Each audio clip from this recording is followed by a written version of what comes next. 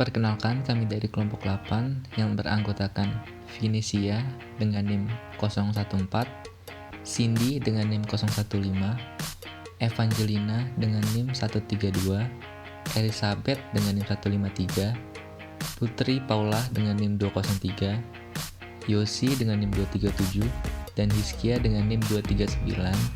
Pada kesempatan kali ini akan mempresentasikan tentang proposal rancangan eksperimen kami dengan judul Pengaruh Pelatihan Kontrol Diri dalam Mengurangi Frekuensi Perilaku Merokok pada Perokok Sedang Mahasiswa Universitas Kristen Satya Wacana. Pada pembahasan kali ini kita mempunyai 3 pokok pembahasan, yaitu pendahuluan, metode penelitian, yang juga di dalamnya ada modul pelaksanaan pelatihan kontrol diri. Masuk pada bagian pendahuluan.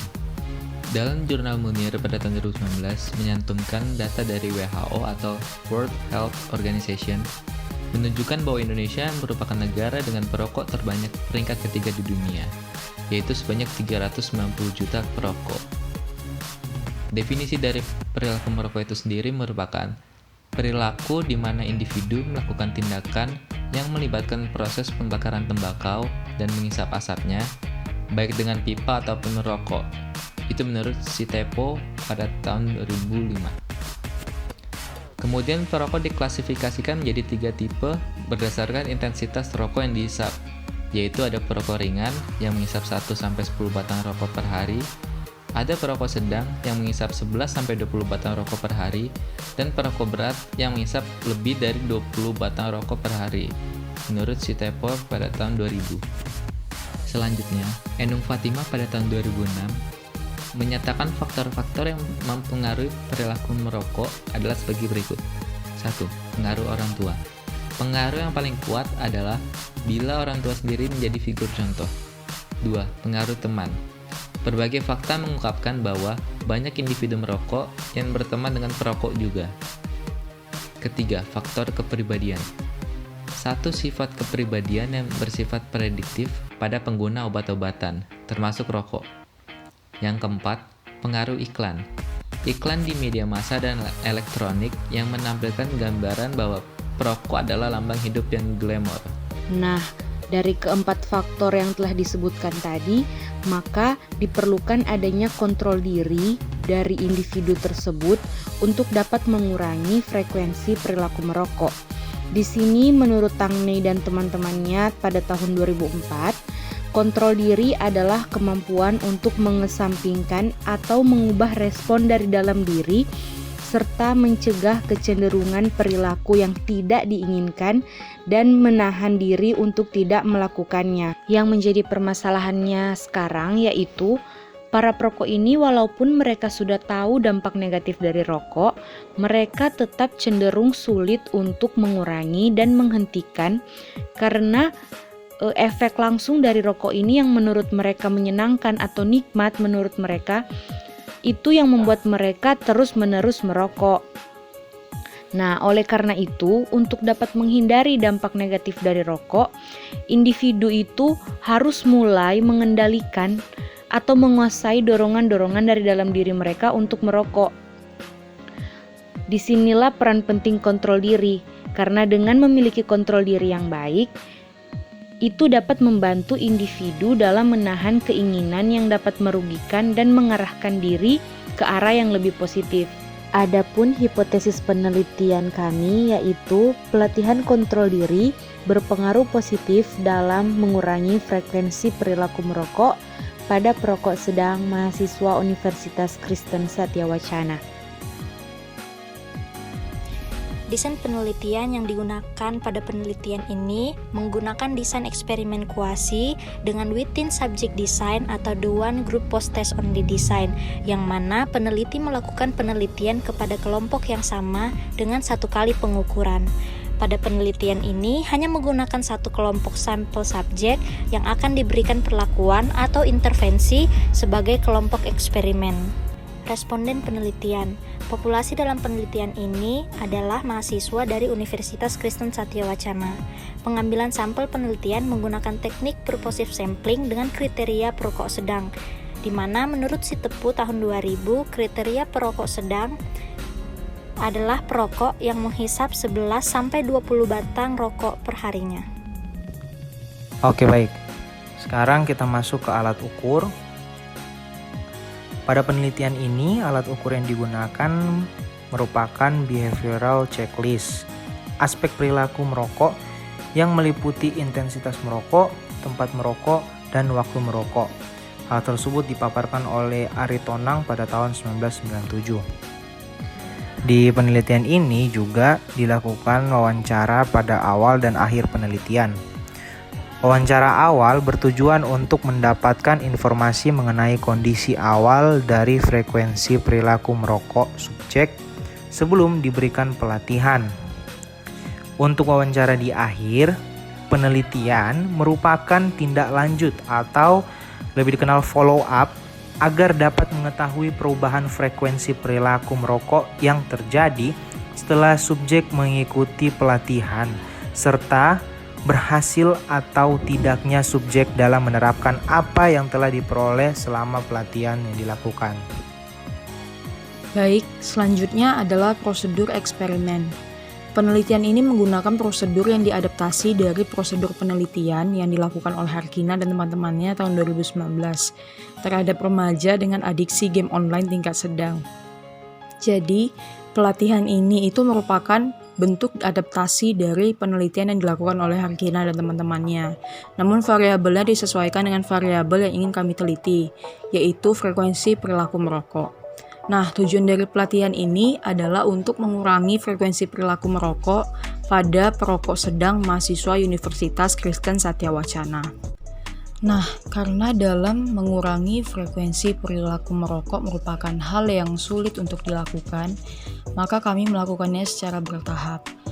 Nah, pelatihan kontrol diri ini akan berlangsung selama 9 hari, yaitu pada tanggal 1 hingga 9 Mei 2021.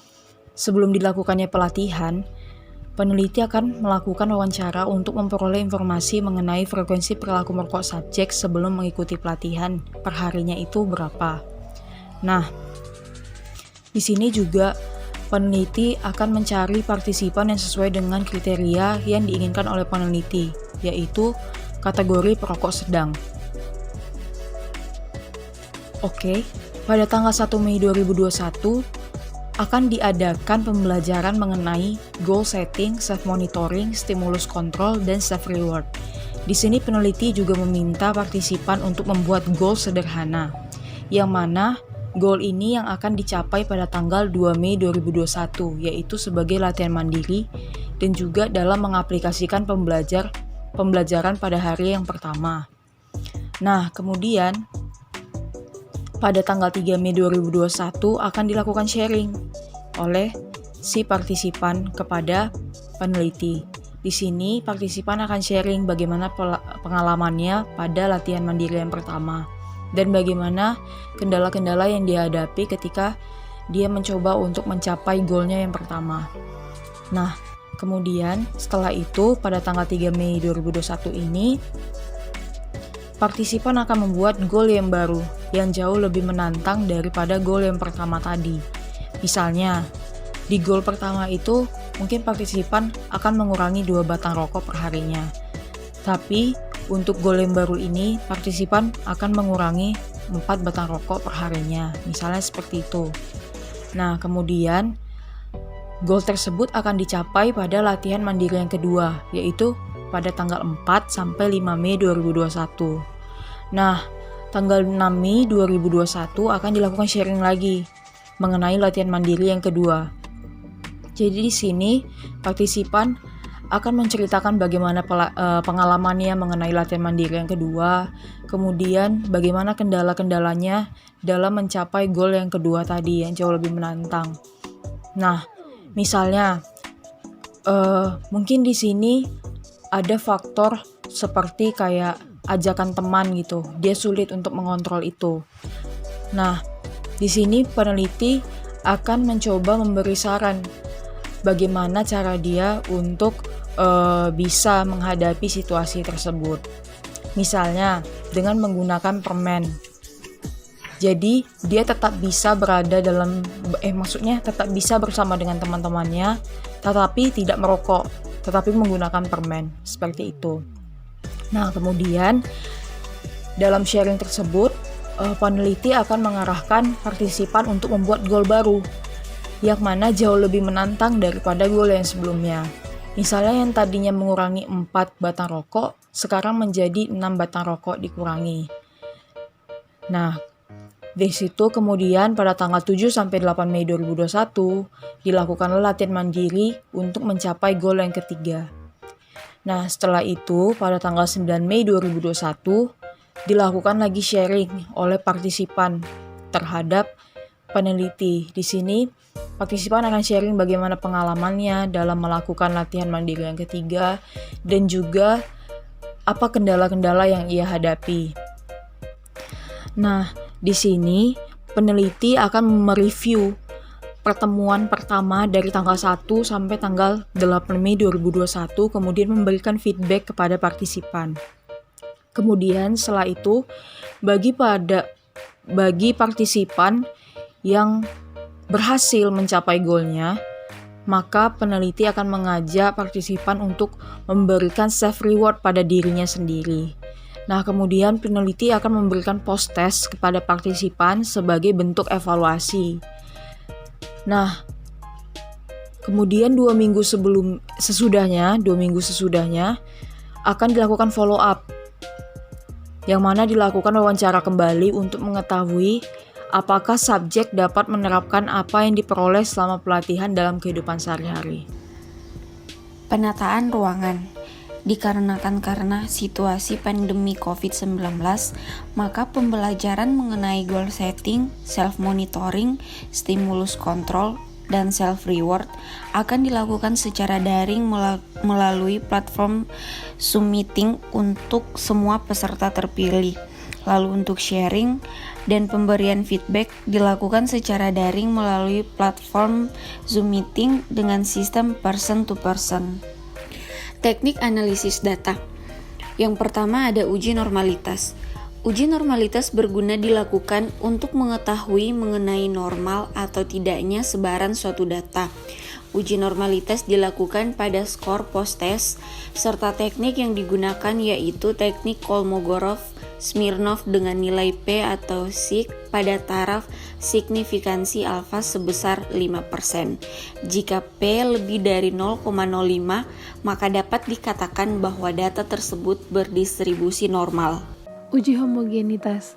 Uji homogenitas bertujuan untuk mengetahui mengenai sampel yang diambil dari populasi memiliki varian yang sama atau tidak, serta apakah sampel yang diambil tidak menunjukkan perbedaan yang signifikan antara satu dengan yang lainnya. Pada penelitian ini, standar yang dipakai adalah dengan signifikansi sebesar 0,05 atau sebesar 5%.